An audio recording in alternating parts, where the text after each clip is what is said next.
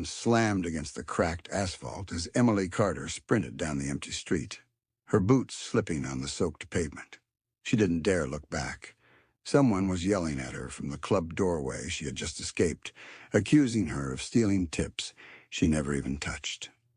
Her breath tore through her chest, and her lungs burned, but she didn't stop until she ducked into the shadow under an old train bridge, where the only light came from a flickering neon sign across the road. She pressed her back against the cold concrete, trying to steady her breathing. This was her life, running, fighting, surviving, alone. She pushed her wet hair out of her face just as she heard the footsteps. Soft ones. Not the heavy, angry stomps of the bouncer she expected. These steps were measured, almost hesitant. Emily straightened, pulling herself out of the shadows. "If you followed me," she warned, "I swear I will break your nose before you blink." "I didn't follow you." The voice belonged to a boy. A teenage boy standing at the edge of the light cast by the neon sign. He held an umbrella, clean and dry, shielding himself from the rain. He wore a school blazer, a button-down shirt, and had the kind of calm presence that didn't belong anywhere near the broken industrial side of Westhaven City. Emily stared at him. "Kid, either you're lost or you have a death wish being out here at this hour." "I'm not lost." His voice was gentle but steady. "I came here looking for you." Her chest tightened. Nobody looked for her. Nobody even noticed her unless they wanted something else. She folded her arms defensively. "What do you want?" The boy swallowed, clutching the umbrella a bit tighter. "My name is Aaron Blake. I want to hire you." Emily let out a dry laugh. "Buddy, I don't do charity babysitting. And if you're thinking I'm the kind of woman who—" "It's not that," he blurted, face flushing with embarrassment. "It's not that kind of job, I swear. I'm offering you $500. Emily went still. $500? For anything in this world, that was too much, too suspicious, too dangerous. She narrowed her eyes. "For what?" Aaron exhaled shakily, as though he'd practiced this moment 100 times. "I need you to pretend to be my mother for one day, tomorrow." Emily blinked. Her jaw slowly dropped. Your mother?" "Yes." His voice cracked just barely. "Tomorrow is my high school graduation. And everyone else, they'll be there with their families. But two don't have anyone." She studied him more closely. His blazer was high quality. His shoes were polished. He came from money, and yet here he was, in the sketchiest corner of the city, approaching a woman who lived off tips and desperation. Something wasn't right. Emily took a step closer, cautious. "Why me? You don't even know me." "I saw you 2 weeks ago," he said quietly, "on Jefferson Street. You helped an old man who tripped outside the pharmacy. Everyone else walked past him. But you—" He hesitated. "You stayed with him. You waited for the ambulance. I never forgot."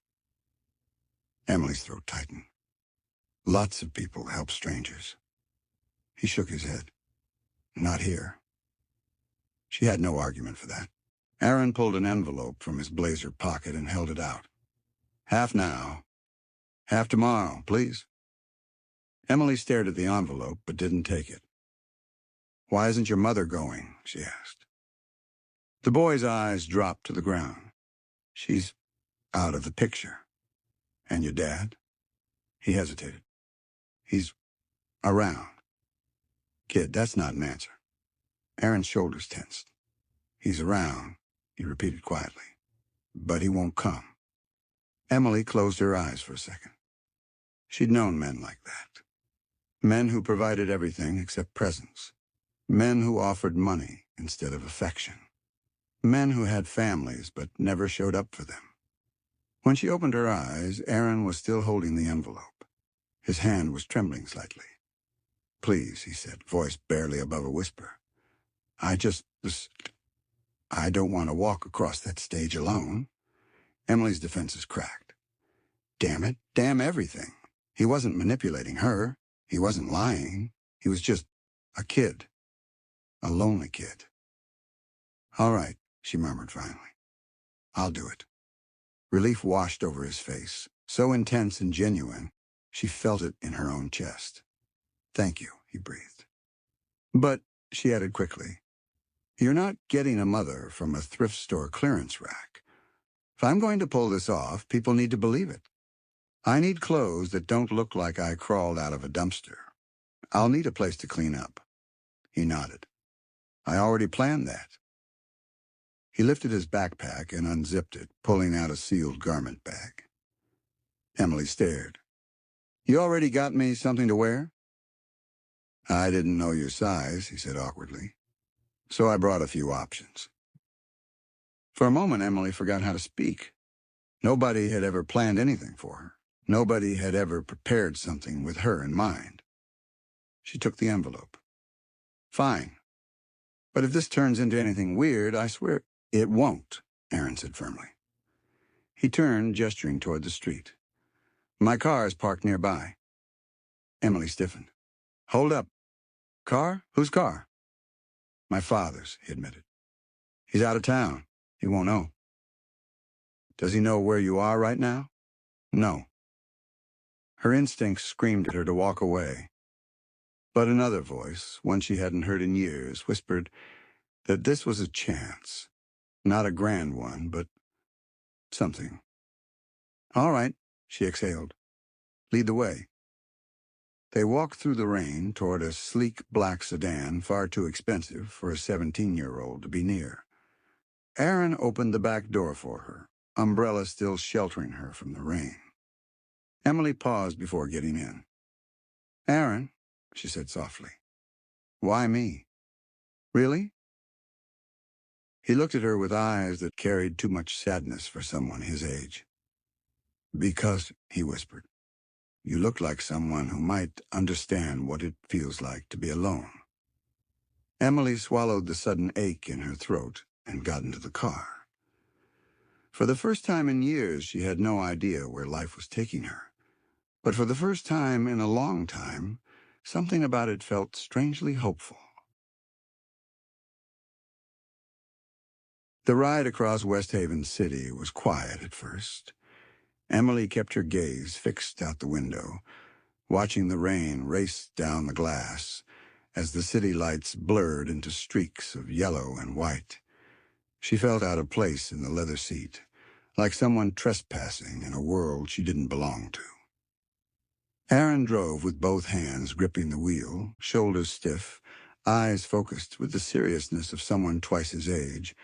For a moment, she wondered if he even knew how dangerous it was to approach strangers the way he had.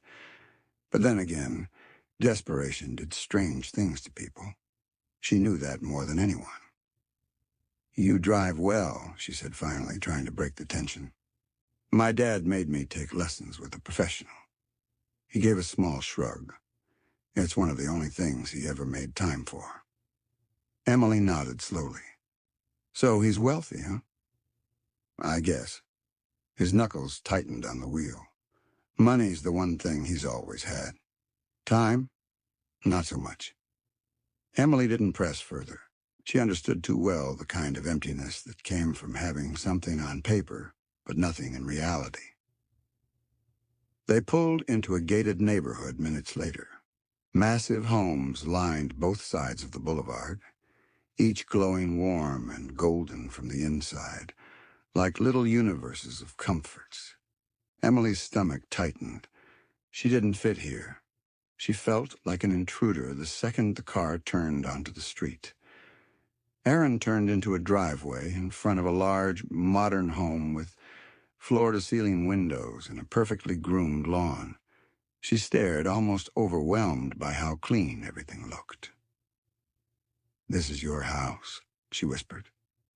It's my dad's, Aaron corrected quietly. Come on, I'll show you inside. He grabbed the garment bags and led her to the front door. As soon as they stepped inside, Emily froze. The house looked like something out of a magazine. Marble floors, a glass staircase, soft lighting that made everything seem expensive and untouchable. Her heartbeat picked up, and she gripped the strap of her handbag like a lifeline. "I don't belong here," she muttered under her breath. Aaron paused. "You do tonight." Something about the certainty in his voice tugged at her. He guided her upstairs to a guest room.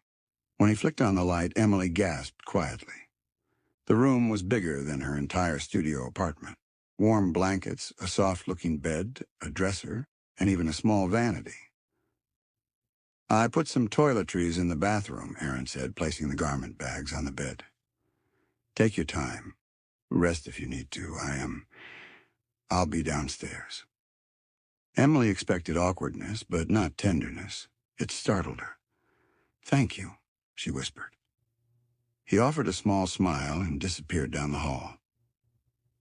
Once alone, Emily walked to the mirror in the bathroom. Her reflection startled her, not just because of the messy makeup and the wet hair, but because for a brief moment she allowed herself to imagine she was someone else, someone clean, someone who didn't spend her nights running through dark alleys. She opened the bag of toiletries and found everything: makeup wipes, face wash, deodorant, even a gentle shampoo. Thoughtful things. Things bought with care. Her chest ached unexpectedly. She showered, letting the hot water wash away the grime and fear of the night. When she stepped out, wrapped in a towel, she felt lighter. Not new, not different, just a little less broken. She opened the first garment bag. Inside was a simple but elegant navy blue dress. Conservative, flattering, soft to the touch. Impossible. She opened the second, a cream-colored blouse and a pencil skirt. The third held a soft burgundy dress with a matching cardigan. None of them looked cheap. None looked like something a woman scraping by would ever afford.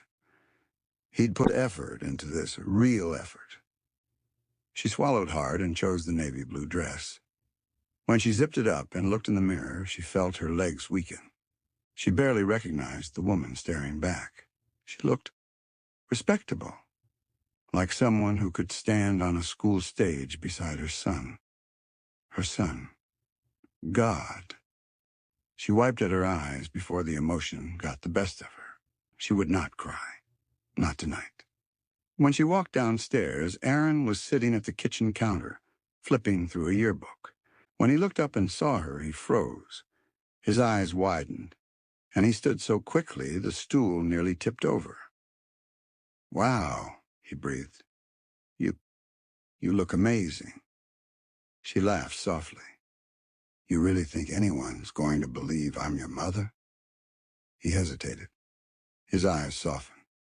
"I think you're perfect." Emily's throat tightened. "Careful, kid. Flattery has consequences."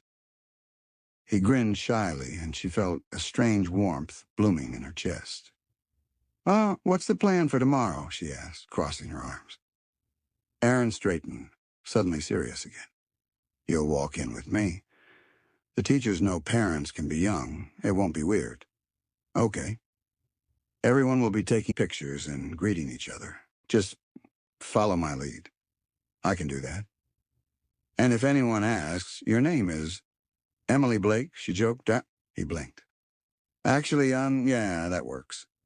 She laughed, surprised at how natural everything felt. Aaron cleared his throat. "Do you want something to eat? I can make a sandwich or heat up leftovers." "You cook?" She raised an eyebrow. "A little.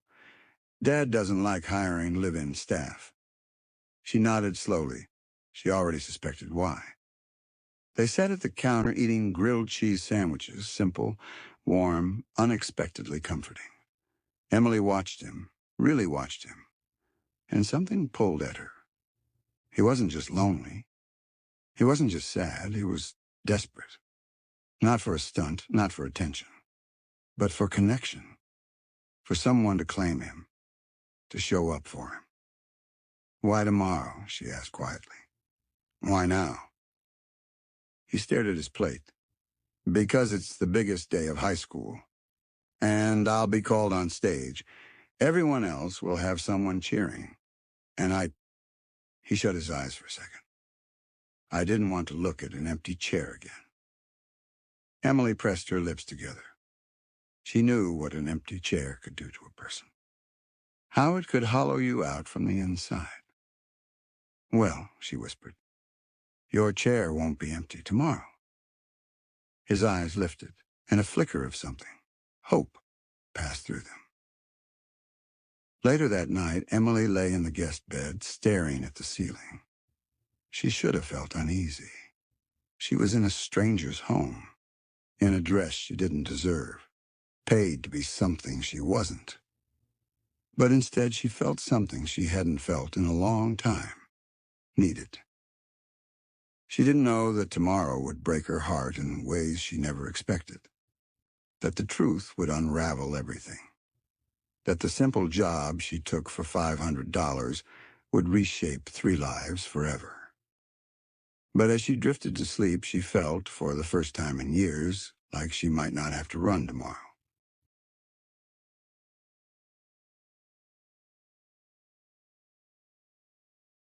Morning light filtered through the curtains when Emily woke.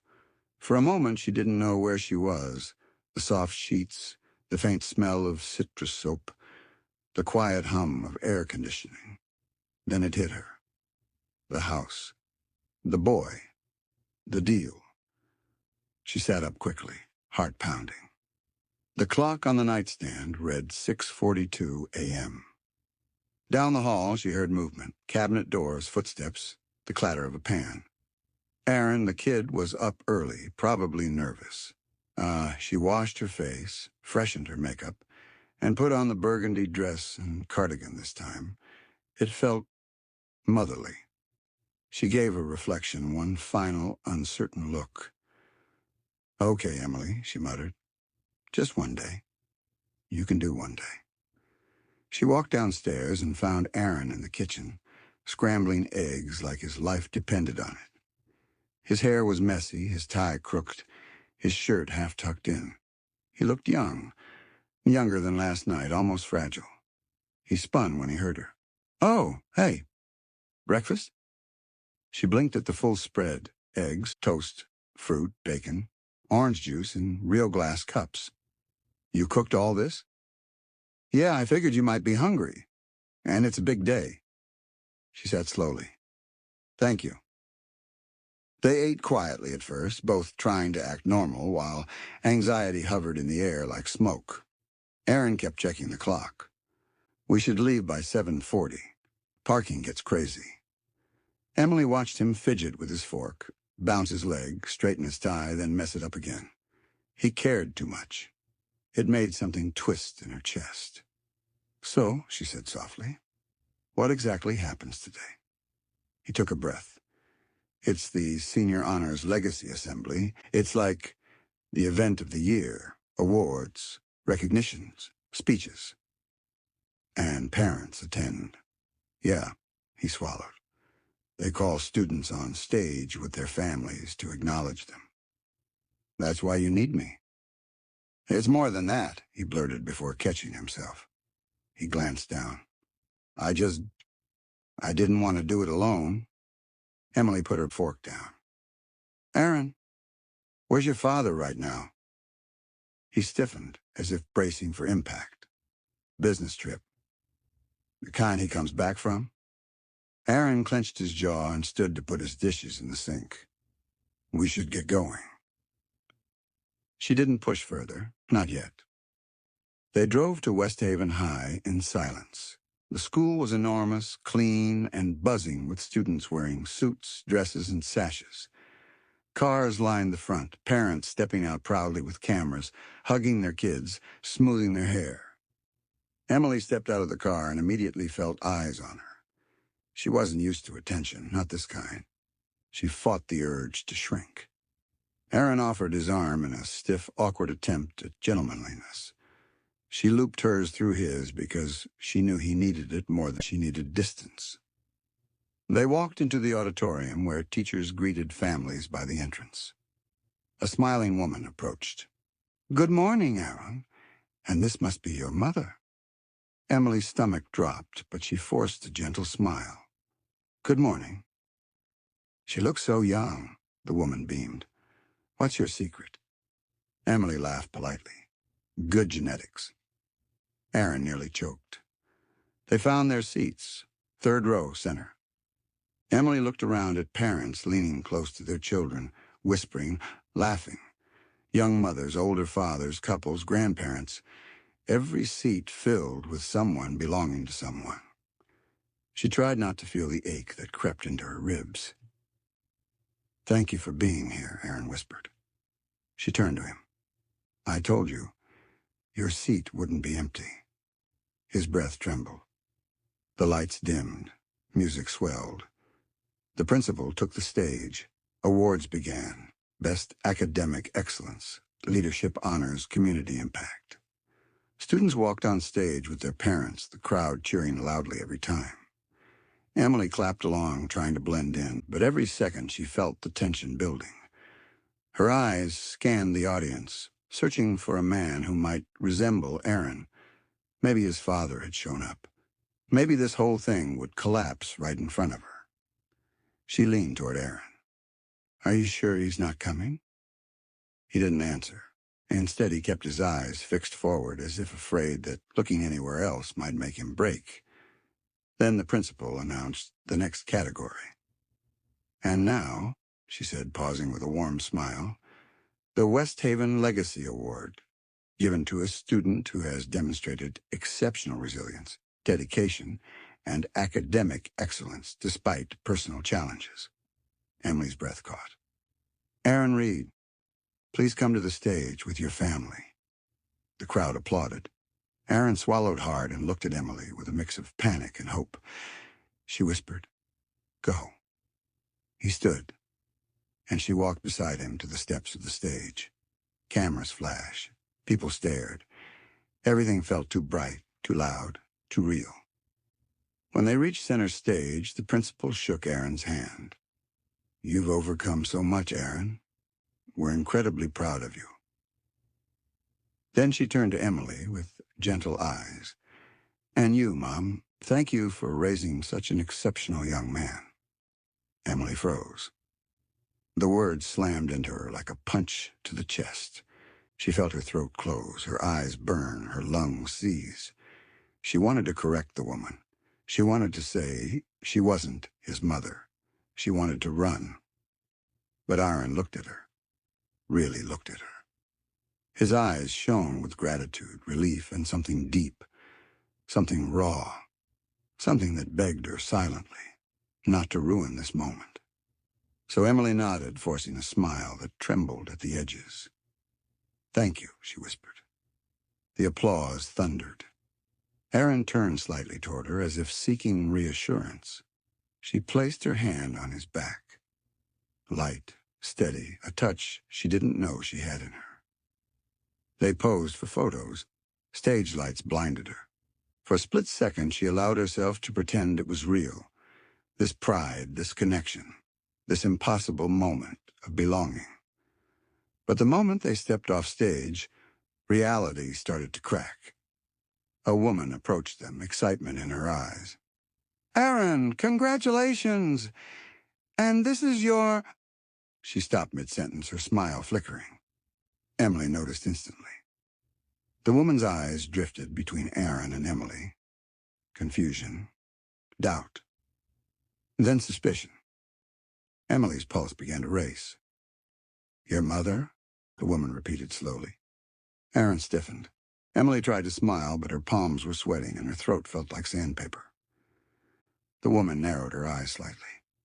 I thought she passed away years ago." The air collapsed around them. Aaron's face went pale. Emily felt the floor shift beneath her feet. "Oh, God. Oh, no." The woman's voice rose, concerned and sharp. "Aaron, who is this woman?" Emily's heart slammed against her ribs as whispers rippled around them. Faces turned, eyes sharpened. Murmurs spread like wildfire. "Aaron?" Is she really his mom? What's going on? Did he bring someone else? Aaron's breathing hitched, and Emily reached for his hand, but he jerked away, panicked, trembling. His lips parted, and in a voice barely above a whisper, he said the words that shattered everything. She's not my mom.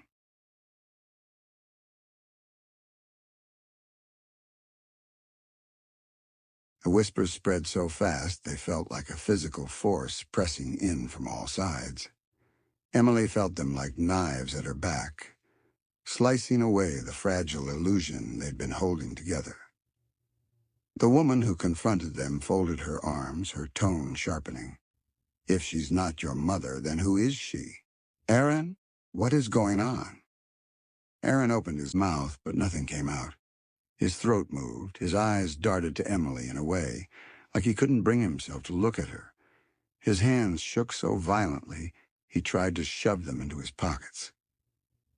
Emily stepped forward, instinctively wanting to shield him from the growing circle of parents and students.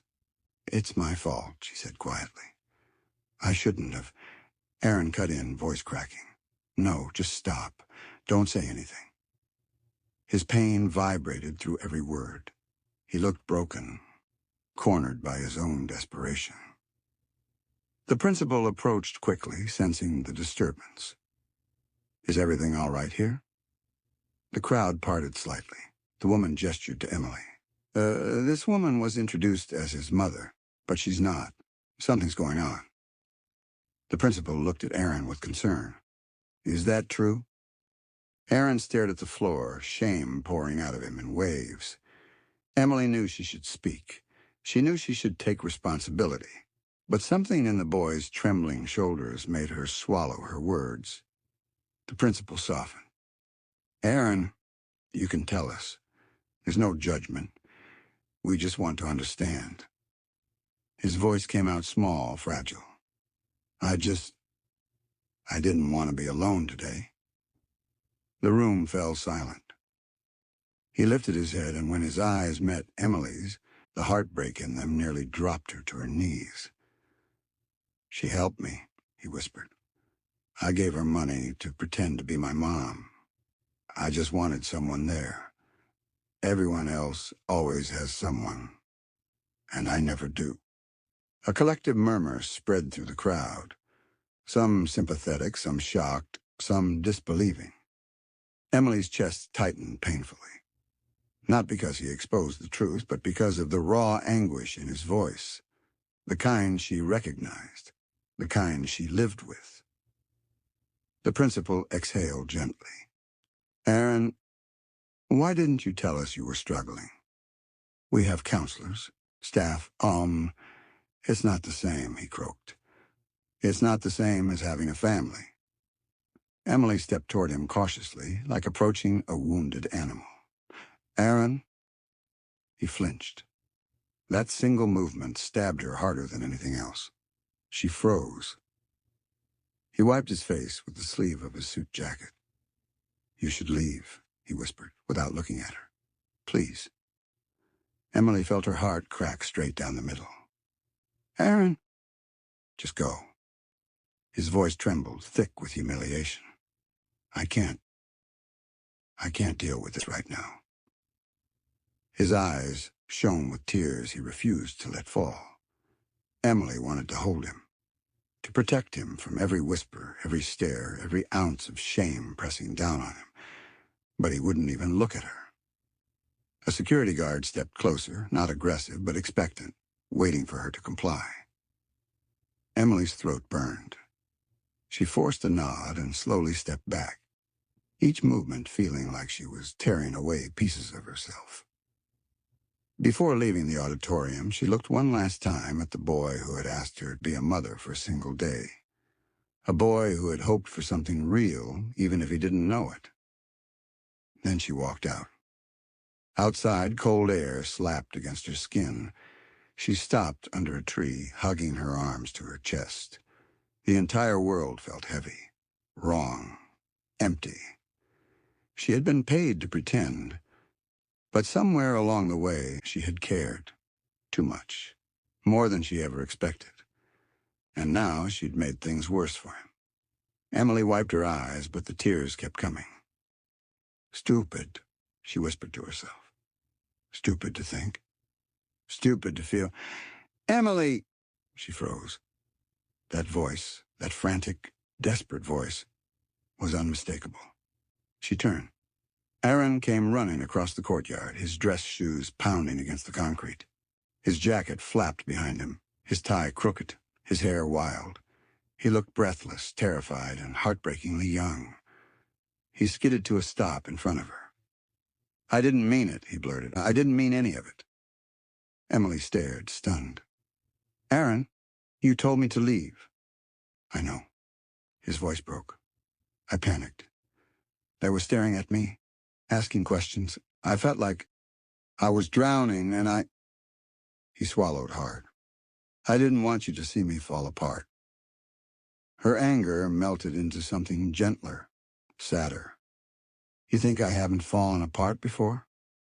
He shook his head, tears finally spilling down his cheeks. I'm sorry. I'm so sorry. You were the only one who showed up for me. I didn't want to push you away. Emily stepped closer, her voice barely audible. Then why did you?